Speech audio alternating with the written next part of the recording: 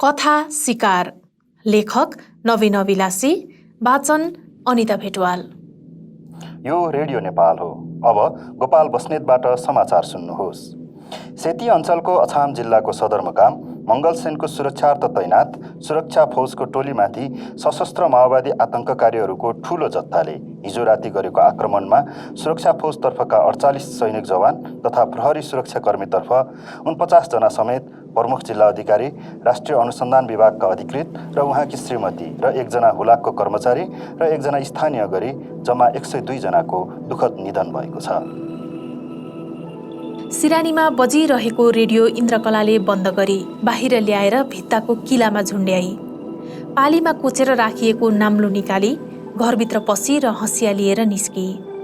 भर्खरै पोतिएको दैलोबाट रातो माटोको हल्का बास्ना फैलिरहेको छ। माटोको सुवास उसका पखालिएको हातबाट पनि गएको छैन। शरीर नित्य धन्दामा अभ्यस्त छ, तर मस्तिष्कको उडान दैहिक अस्तित्वबाट मुक्त भएर हजारौं माइल पर विचरण गरिरहेछ। यति बेला इन्द्रकला दुई स्वरूपमा विभाजित छे, विचार र व्यवहारमा। विचारमा अस्वाभाविक छे र व्यवहारमा स्वचालित। अनुहारमा सूर्योदयको प्रवाह छैन, छ त केवल शान्त समुद्रको गाम्भीर्य। हँसिया र नाम्लो लिएर इन्द्रकला पिँढीमा बसी, खाबोमा टाउको ढल्काई, हँसियाको चुच्चोले माटो कोट्याउँदै टोलाई। केही बेर स्थिर भई उसको एकोहोरो मनोदशा बुझ्ने कुनै मानव कृति घरमा छैन। गाई बाख्राले मानवीय संवेदना बुझ्ने कुरै भएन। केही बेरको स्थिरता भङ्ग गरेर इन्द्रकलाले निकुञ्ज छिर्ने बाटो पछ्याई। त्यसअघि त्यो बाटो कसैले पछ्याइसकेको छनक उसलाई पर्यो। बाघ हिँडेको पैतालाका ताजा छाप देखेर इन्द्रकलाको मनमा डरको छेस्को बिज्यो। रेडियोको बिहानको समाचारले आज पनि इन्द्रकलाको मन धुमिएको छ। महिना दिन भयो, ऊ सपनामा पनि आएको छैन। 15 दिनपछि फर्कन्छु है भनेर लोग्ने 4 महिनासम्म बेखबर छ। खबर बोक्ने हल्कारो रेडियो मात्रै हो। रेडियो सुन्ने साहस पनि अब क्रमश कमजोर हुँदै गइरहेछ, किनकि युद्ध नभएको दिनै छैनन्। मानिस नमारिएका समाचारहरू नै बज्दैनन्। कुनै दिन समाचारमा आफ्नै लोग्नेको नाम आतंककारीको सूचीमा चढेर आउँछ। त्रस्त छे इन्द्रकला। उसलाई काम गर्ने जागर छैन। आलस्य होइन, अनिश्चयको पहाडले थिचेको छ। जीवनप्रतिको अनिश्चय होइन त्यो। एउटा छापामार लोग्नेसँग पुनर्मिलन होला भन्नेमा उसलाई लगभग विश्वास छैन। तर अविश्वासको खडेरीले प्रतीक्षाको पालुवा खाइसकेको छैन। हृदयको कुनै कुनामा आशाको टुप्पी धिप धिप भए पनि अझै बलिरहेको छ। दबेदबेको रुखमा चढेर इन्द्रकला घाँस झार्दै थिए। उहीको आवाजले उ झस्की। लुला भए हातगोडा। के भइरहेछ एकछिन त उसले ठम्म्याउनै सकिन। निकुञ्ज सुरक्षार्थ खटिएको सेनाको गस्ती पनि होइन। सुकेका पातमाथि कुस्ती खेल्ने मानिसहरू पनि छैनन्। शान्त जङ्गलमा यसरी को दौडिरहेछ? के को आवाज हो यस्तो? इन्द्रकलाको मुख सुकियो। बुट्यानहरू हल्लिएको ठाउँमा इन्द्रकलाले रुखमाथिबाटै आँखा गाडेर हेरी। उसको नजरमा भयानक दृश्य परे। भाग्दै छेलिँदै आएकी गर्भिणी मृगमाथि बाघले दाउ खेलिरहेको थियो। थाहा छैन कुन ठाउँबाट दौडेर यहाँसम्म आफूलाई बचाएर ल्याई। थाकेर शक्तिहीन भइसकेकी मृग अन्ततः बाघको बलियो झम्टाइमा परी। तिखा नङ्ग्रा ढाडमा गाडिए। उम्किने अन्तिम प्रयास पनि बेकार भयो। निरुपाय गर्भिणी मृगले एउटा लामो चित्कार छोडेर शिकार बनेको स्वीकार गरी।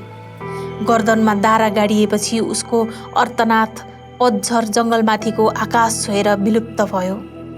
घाँटी समाएर बाघले लछार पछार पारिरह्यो। अन्ततः मृग शिथिल भई एक मृत शिकारमा परिणत भई। बाघले केही बेर रगत चुस्यो। रगतको उन्माद पोखिने गरी डुक्रियो। विजयको सङ्केत गरेको हुनुपर्छ। बाघले पुनः नङ्ग्रा गाडेर मृगको छाती फोड्यो। भित्री अङ्गहरूको स्वाद लिनु अघि जिब्रो लतपतायो। प्रकृतिमा प्रेम मात्र छैन, धोका पनि छ।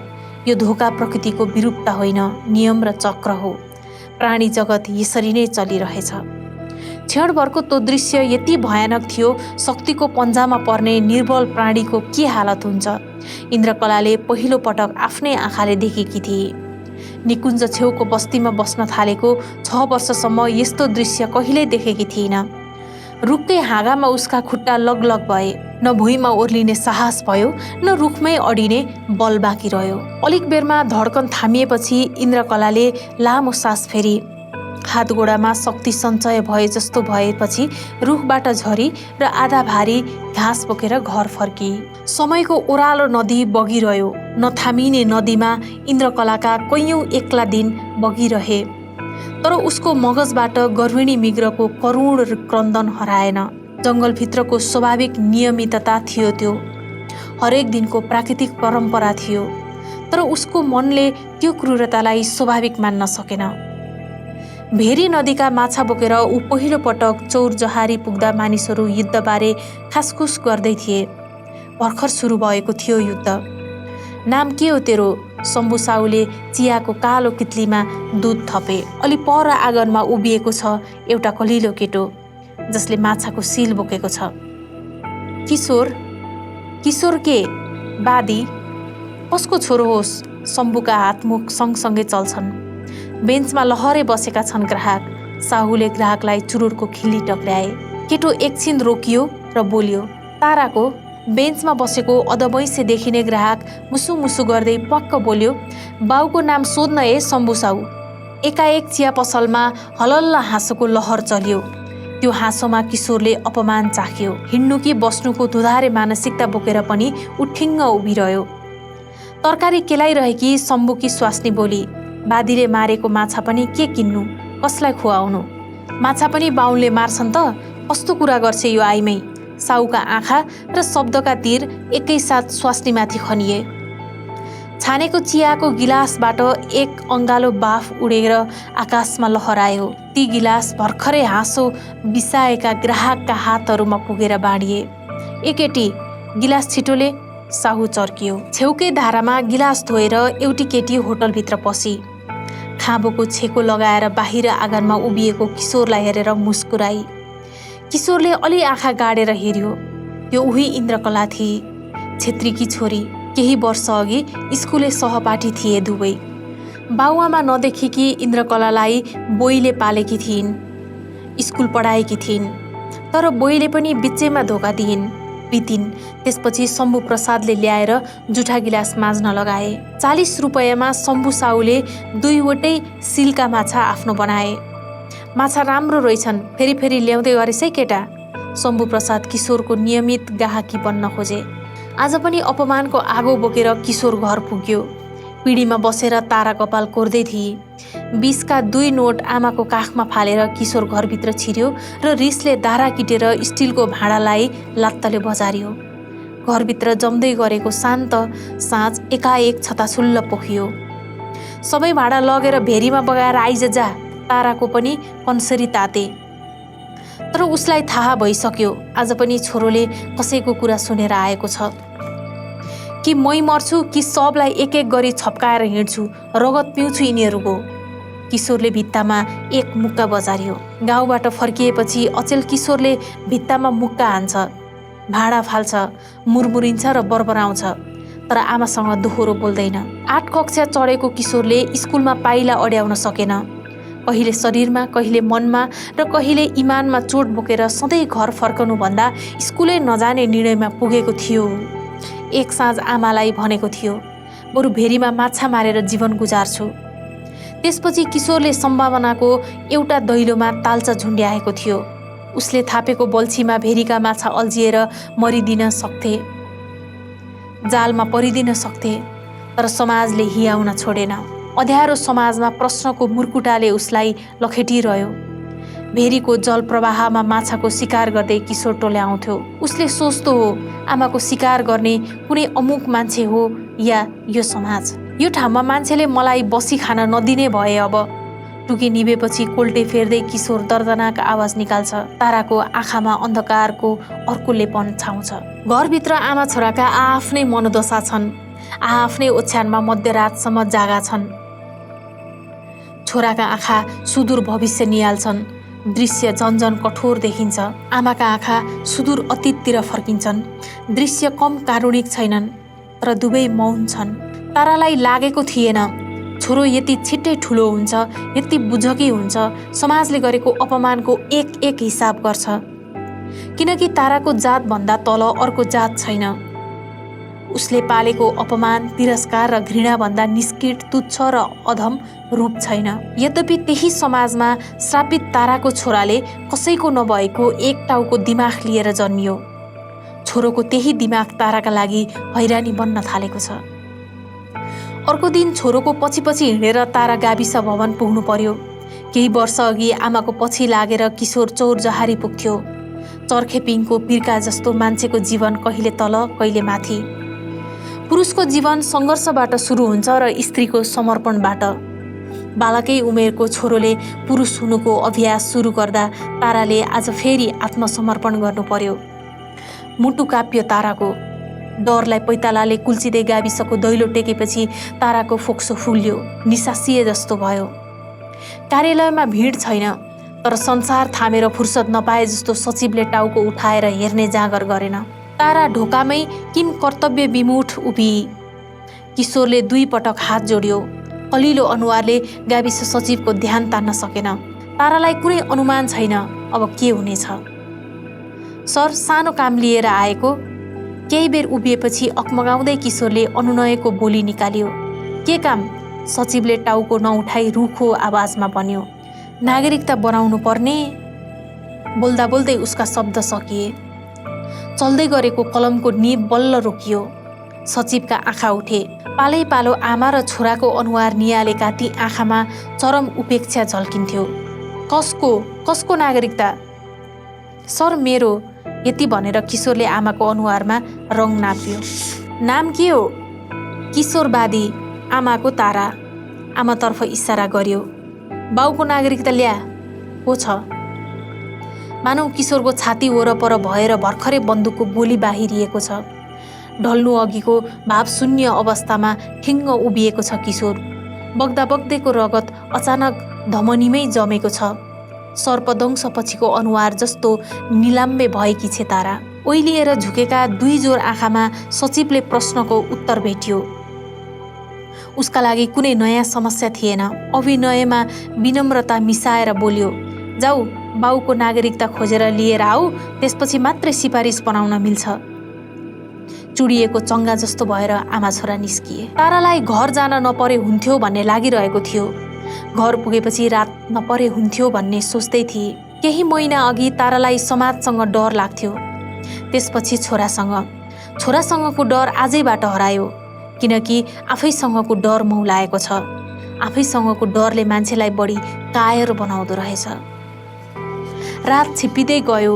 1000 रातको अन्धकार बोकेर आमा छोरा मौनताको ओछ्यानमा सुस्ताए। छोरासँग प्रश्न छ, सोध्ने हिम्मत छैन। आमासँग उत्तर छ, व्यक्त गर्ने हिम्मत छैन। अधबैँसे ताराको हृदय आज साँघुरो र अँध्यारो आकाशबाट टुटेर झरेको छ। कसले भन्छ बिहान सधैँ उज्यालो बोकेर आउँछ? घरकै दलिनमा तारालाई झुन्ड्याएर उदाइदियो त्यो बिहान। कस्तो अप्रत्याशित, कस्तो आकस्मिकता। किशोरका लागि रात सकिएर पनि अर्को रात सुरु भयो। उसको जीवनमा अब त्यो बिहान कहिले आउने छैन, जुन बिहान पिँढीमा ताराले कपाल कोहिरिरहेकी हुन्छे। ताराको आत्महत्याले एक्लो छोरोको अन्तिम प्रश्न पनि घाइते भयो। चुन्नीको पासोमा झुन्डिनु अघि तारा अनेक प्रश्नको पासोमा अर्धजीवित थिए। समाजको प्रश्न, आफन्त र छोराको प्रश्न, अन्त्यमा आफैमाथिको प्रश्न। रातभर तारा मौन आर्तनाद र छटपटीको साक्षी अन्धकार मात्र भयो। अनुमान गर्न सकिन्छ ताराले त्यो छटपटीका बीच अतीतको भ्रमण गरेको हुनुपर्छ। सम्झेको हुनुपर्छ मानिसकै भिडमा एउटा मानिस, अथवा त्यो एउटा मानिस ठम्ब्याउन नसकेको पनि हुन सक्छ। इनामेल जस्तो थिए तारा। पोतिन र पोखिन नपाए पनि जमेर आफ्नो रङ्गीन सम्भावना सिद्ध्याउनु पर्यो। सुसाउँदै गरेको भेरी हेरेर किशोरले मन स्थिर राख्न सकेन। आमा झुन्डिएको घरमा निदाउन सकेन। उसलाई पनि नदी भएर बग्न मन लाग्यो। कहाँ जान्छस् भनेर सोध्नेहरू थिएनन्, नजाहै भनेर रोक्ने छेक्ने पनि थिएनन्, तर सँगै जान्छु भन्ने इन्द्रकला थिए। एक बिहान दुवैले गाउँ छोडे, तर उनीहरूबाट छोडिएको केही थिएन, कोही थिएन। उठेर हिँड्न पो कठिन। बैठानका अनेक फाँट प्रतीक्षा गरिरहेको थाहा पाउन त हिँड्नै पर्छ। किशोरले ओह्रालो खोज्यो। ओह्रालो पनि एउटा बिन्दुमा पुगेर रोकिन्छ भन्ने थाहा थियो उसलाई। निकुञ्जसँग छोइएको एक लहरे बस्तीको सबैभन्दा विकट कुनामा किशोरले तरुण समय विसर्जन गरेर गृहस्थ जीवन सुरु गर्यो। भेरीको बहावसँगै बगेर आएको काठको मुडोले फराकिलो बगर पाएर अडिए जस्तो। एक दिन किशोरको सपनामा हुरी चल्यो। एउटा झोक्काले उसको हात समात्यो र अर्को हात इन्द्रकलाले। तर इन्द्रकला कमजोर देखिनु पर्यो। हात छोडेर किशोरलाई छोडिदिनु पर्यो। सपनाबाट बिउजिँदा किशोर छापामारमा परिणत भइसकेको थियो। उसको काँधमा भरुवा बन्दुक चढिसकेको थियो। त्यो हतारको कायाकल्प थिएन। वैचारिक विद्रोहको बाटो पहिले आएको उसलाई इन्द्रकलाको आँसुले रोक्न सकेन। त्यसपछि एक लहरे बस्तीको एकान्त घरमा इन्द्रकलाका एक्ला रातहरू गुज्रन थाले। आश्चर्य त इन्द्रकलालाई यो लागिरहेको थियो 3 वर्षपछि पनि सपनामा त्यो गर्भिणी मृग आउन छाडेकी थिइन। मृगको त्यो अन्तिम चित्कार मध्यरातमा कतै सुनिन्थ्यो। दिनका कैयौँ प्रहरमा त्यही मृगको झल्कोले झस्काउँथ्यो। मध्य असोज मध्यरातमा झरी दर्किएको छ। सिरानीको रेडियोमा बजिरहेको छ युद्धग्रस्त खबरहरू। झन्डै 3.5 वर्षपछि कसैले ढोका ढकढकायो। ढकढक ढकढक। बिना सङ्कोच इन्द्रकलाले ढोका खोली। झरीमा निथ्रुक्क भिजेर उभिएको त्यो किशोर नै थियो। माया नमारेको मानिस थियो। तर छोएर पनि विश्वास नलाग्ने सत्य थियो इन्द्रकलाका लागि। इन्द्र, तिम्रो लागि उपहार छोड्न आएको म। नमिठो फिस्सा हाँसोमा किशोर व्यक्त हुन खोज्यो। झोला खोल्न थालेपछि थाहा भयो किशोरको बायाँ हातको पन्जा छैन। आत्तिएर इन्द्रकलाले किशोरको हात सुमसुम्याई। आँसु झर्यो, आवाज फुटेन। हृदयभित्र विस्फोट जस्तो केही भएको हुनुपर्छ। युद्ध हो नि, जे पनि हुन सक्छ। किशोर ठिकठाक देखिन खोज्यो। देशका लागि बलिदान गर्नु त गौरवको कुरा हो नि इन्द्र। एउटा छापामार लोग्नेको स्पष्टीकरण कति सस्तो। झोलाबाट ग्रेनेड निकालेर किशोरले सिरानीमा राख्यो। रातभर किशोरको पन्जाविहीन पाखुरामा बेरिएर इन्द्रकलाले आँसु बगाइरही। अर्को दिनभर जसो घरको ढोका खुलेन। छापामारको गुप्तवास भन्दा प्रणय स्वभावले। साँझ परेपछि किशोरले झोला तयार पारियो। टाढा हेर्ने उत्कण्ठाका कारण नजिकै भएका अमूल्य चिज गुज्रेर जान्छन्। अन्धकारको अनिश्चय छिचोल्दै किशोरले घर छोड्यो।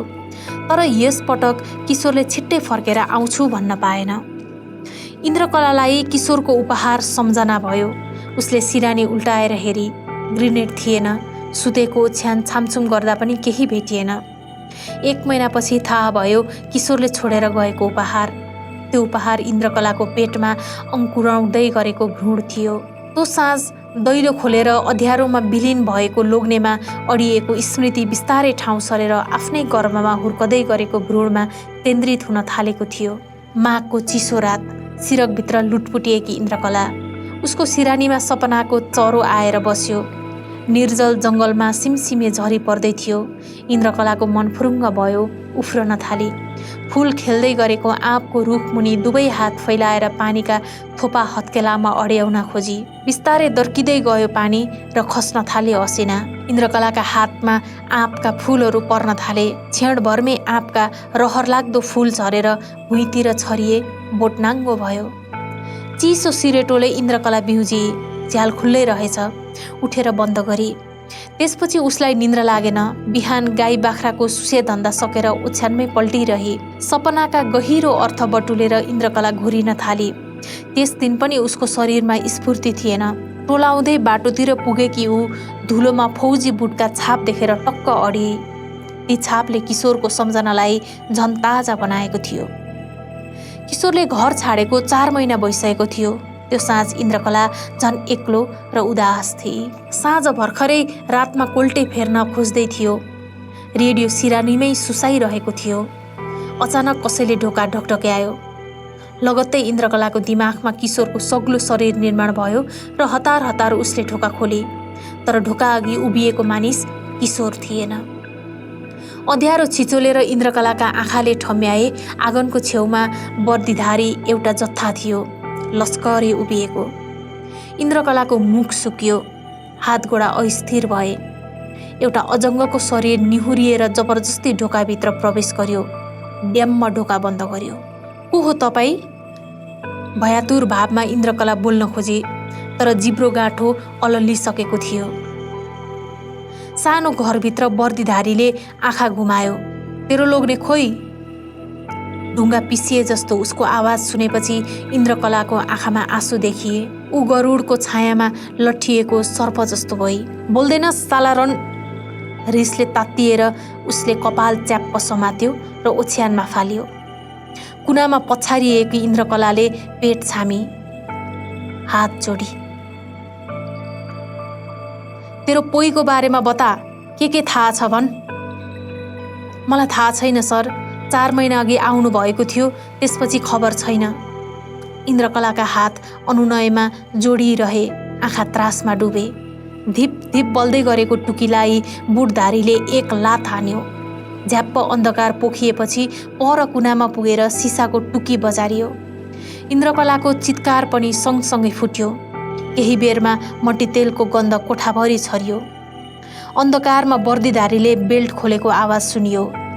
एकैछिनमा इन्द्रकलाले तीखो आवाजमा चिच्याई।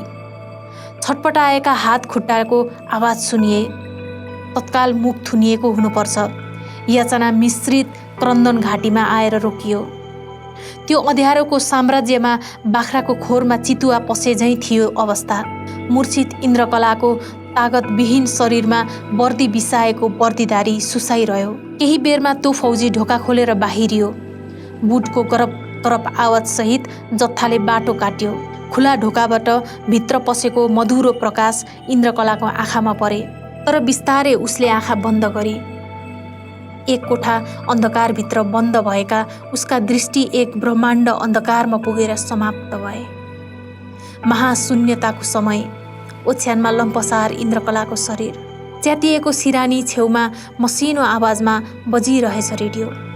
राष्ट्रियता, राष्ट्रिय एकता र सार्वभौमिकता बचाउन, देशमा शान्ति सुरक्षा कायम राख्न, देशलाई कुनै कारणबाट पनि बिग्रदो स्थितिबाट बचाउने जिम्मेवारी पनि हामीमा भएकाले नेपाल अधिराज्यको संवैधानिक रीतिथिति र हामीबाट प्रयोग भइआएको राजकीय सत्ताको प्रयोग गरिबक्सी नेपाल अधिराज्यको संविधान 2047 को मर्म र भावना अनुरूप संविधानको धारा 27 को उपधारा 3 लाई समेत विचार गरी देशमा शान्ति सुरक्षाको पुनर्स्थापना तथा प्रजातान्त्रिक व्यवस्थालाई शीघ्र क्रियाशील तुल्याउने जनताको चाहना पूरा गर्न हामीबाट वर्तमान मन्त्री परिषद आजैबाट विघटन गरिबक्सेका छौँ। अब गठन हुने मन्त्री परिषद हाम्रै अध्यक्षतामा हुनेछ। हिमाल खबर, नेपालको विश्वसनीय डिजिटल पत्रिका।